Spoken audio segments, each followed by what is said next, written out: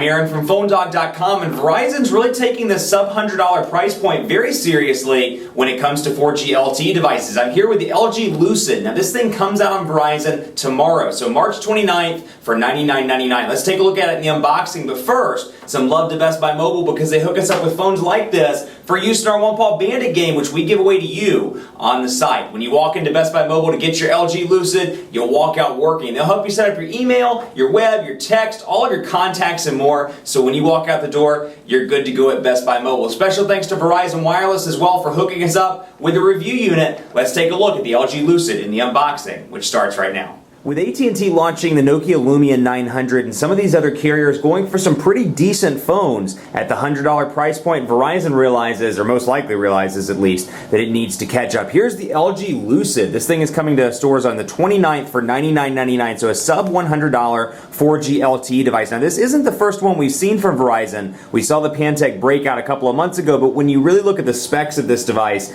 you can see they're bringing some high-end specs to the mid-range price tier, which is really nice, again, considering the Lumia 900, considering the T-Mobile Galaxy S Blaze 4G, and more that are arriving on some of the other carriers. So you can see 4G LTE network certified, nice embossed box here, and a different box design actually for Verizon in comparison to what they've done in the past. So Lucid by LG, standard battery, of course, USB charger. And just to give you a rundown of the specs, 1.2 gigahertz dual core processor, 1 gigabyte of RAM, and here's the device itself. It's got a 5 megapixel camera with 1080p HD video recording on the back. Of course, it has swipe technology as well. I'm going to remove this sticker so you can listen to it. Let's see if it makes a noise. No noise. That was lame. But here's the device itself, and then you can see on the side a nice little design to it. Power button over here on the side. Get this kind of a chrome look on the sides. Volume rocker over here, something up here. Actually, I don't think that's a button. No, it's not a button. 3.5mm headphone jack, and like I said, 5 megapixel camera on the back. You've got 4 capacitive buttons down here. Now, out of the box, this thing has Android 2.3. It's upgradable to Android 4.0, though, according to the press release. SIM cards thing. Verizon, start here. Let's start here. We're going to take Verizon's word for it. We're going to open this up and see. Start here. Comienza aquí. Important consumer information, and in my favorite, información importante al consumidor. Consumer information about radio frequency, product safety, and warranty information. Stuff you're probably never going to read, but it's in there if you decide, you just get a kick where you're like, I really want to read something. You got it in the box. You get your typical stuff here, your USB cable, which I don't know why they sealed it like that because it's still sealed up. We'll pull it out of the box here, pull it out of the plastic and take a look here. USB cable, and then your AC adapter module down here. Why did they do that? Take a look at that. Even though it's still sealed up, it doesn't make a whole lot of sense. But hey, I'm sure they have their reasoning.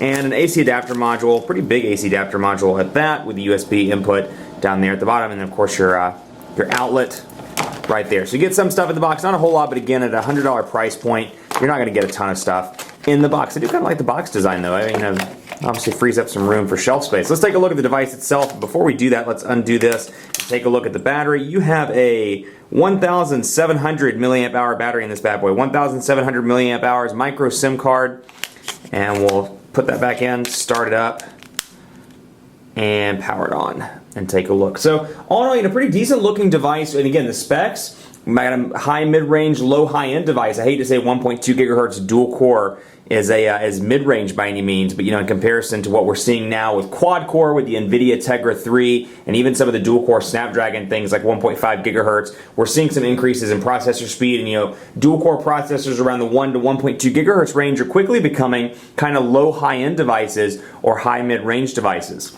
This is going to make a great device for somebody perhaps that's moving up from a feature phone or moving up from a messaging phone, or somebody that's coming from an older smartphone. They want that Android experience, but they don't want to spend $199 or $299 for the Galaxy Nexus or the HTC Resound or some of the other 4G LTE superstars in Verizon's lineup. So you can see typical LG interface here, and it's loading up and searching for service. You've got that typical notifications bar down here, and up here, searching for networks. You've got a big Wi-Fi button like you do on the LG Spectrum, Verizon's high-end LG device. And then you have the sound, Bluetooth, GPS, airplane, and then edit shortcuts up at the top. Let's take a look at edit actually and see.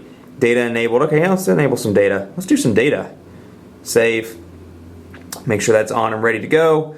And then we can come in here. And this is probably one of my favorite. I actually heard about this, and this is a cool widget. You got a dialer widget on the home screen itself, so you really don't have to deal with the phone button anymore here. You can just dial directly from the dialer widget, and it loads it right up and dials for you.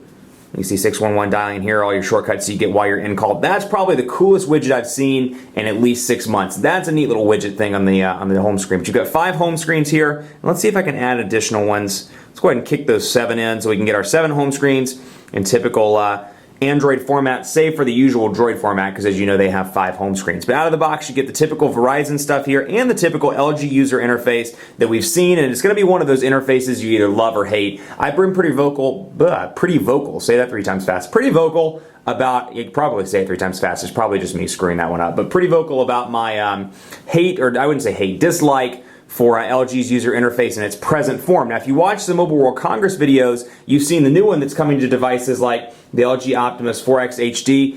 Beautiful interface. It really works well with Ice Cream Sandwich, and I'd like to get some more hands-on time with it, but it seems much better. This current interface doesn't really do a whole lot for me. I think it's kind of poorly laid out, but you do get some Verizon wireless stuff on this device. Amazon Kindle apps, backup assistant, Let's Golf 3, mobile hotspot, My Verizon Mobile, Plants vs. Zombies. It's pretty scary. Take a look at that.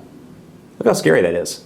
VCast tones, VCast navigator, and then everything's kind of organized here by news and search, tools, applications, media, and more. Let's go into messaging, take a look so you can see. Comes with a typical LG keyboard, and it also comes with Swipe pre-installed out of the box. And like any other Android device, you can download third-party keyboards from Google Play. I almost said Android Market, but I stopped myself. Google Play, and that's a nice little touch. A portrait and landscape keyboard there, and it looks a lot and actually sounds a lot like another keyboard on the market. I won't actually say the name of the product, but you know what I'm thinking about. Looks and feels like that particular keyboard. So, you know, I've been pretty vocal about this one as well. I don't think the autocorrect's fantastic on LG's keyboard, but you have Swipe. If Swipe's your thing, and you can take advantage of some of the ones in Android market also. But you've got that 4G LTE connectivity, so let's take a look at the browser and see how quickly that loads up. Otherwise, typical stuff here, Google Plus, and you'll see Google Plus and Google Messenger. Google's really making a push for Google Plus on a lot of these devices. We've seen it on the Galaxy Nexus. We've seen it on some of the upgrades to Android 4.0, most recently on the HTC Vivid, on AT&T. With Android 4.0 coming in, you'll see those shortcuts on it as well. And now you're seeing it on the LG Lucid. So it's kind of nice to see Google pushing their own social media platform there, and hopefully it'll gain some more traction. If you're a fan of Google Plus, that's obviously a good thing for you. And then typical media stuff here, Smart Share, music player, a lot of LG custom stuff. And you'll notice not only customizations in terms of the icons, but you'll see some LG specific applications as well. Share Genie, Smart Share, video player, all kind of customized to fit LG's user interface. So we'll load up phonedog.com and take a look. Not PhoneDof, PhoneDog.com, and you can rank this phone as well. Go to PhoneDog.com/rankings. If you bought this phone, you play with it for a couple of days, you absolutely love it, rank it and let us know what you think. PhoneDog.com/rankings. Now this phone comes out on the 29th, so tomorrow in Verizon wireless stores for $99.99. So here's PhoneDog.com, still loading, but you can see pinch to zoom, relatively responsive, and portrait to landscape transitions are nice and fast. So that's a nice benefit there. So it's a 4-inch touchscreen display, and so to me 4 inches is a nice sweet spot for a lot of people. I think, you know, we're kind of getting into that point now with the big phones where 4.3 might be, I might have to make an adjustment to that over the next couple of months and say 4.3 is the new sweet spot. I think between 3.5 on the iPhone and 5.3 on the Galaxy Note, 4.3 might be the new sweet spot, but still very pocketable, very easy to fit in the hand, and all in all a pretty good looking device in terms of design.